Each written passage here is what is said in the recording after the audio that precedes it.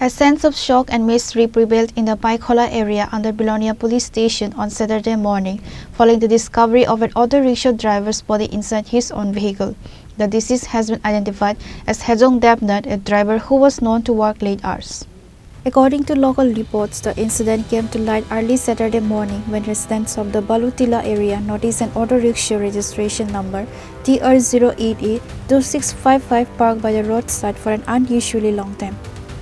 Upon closer inspection, they found Hejong lying motionless inside the vehicle and immediately alerted his family and the police.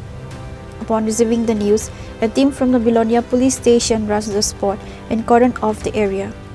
Given the suspicious nature of the demise, a forensic team was also summoned to the scene to collect evidence and samples from the vehicle. আমরা জিডিতে আমাদের জিডিতে পিএলএন PS জিডিতে একটা খবর আসছে একজন লোক পাইখোলা বালুটিলাতে একটা অটোর মধ্যে মৃত অবস্থায় পাওয়া যায়।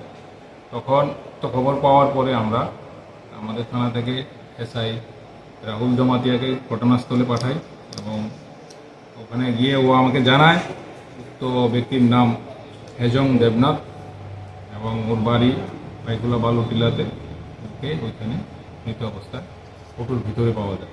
ধারণা কি করা হচ্ছে স্যার কিভাবে মৃত্যু হতে পারে? ধারণাটা ফাইনালি আমরা এখন পিএম এক্সামিনেশনের পরেই বলতে পারবো, তবে আমাকে আয়ু জানিয়েছে ঘটনাস্থলের পাশেই একটা প্র্যাকটিসাইজ কন্টেনার পাওয়া গেছে। ধারণা করা হচ্ছে বিষপা নেই মৃত্যু নাকি হতেও পারে, আবার এটা আমরা ফাইনাল ডিসিশন তো তার পিএম এক্সামিনেশনই বলা যাবে। The police have registered a case of unnatural death and have initiated a thorough investigation. Bureau Report, Trinikola.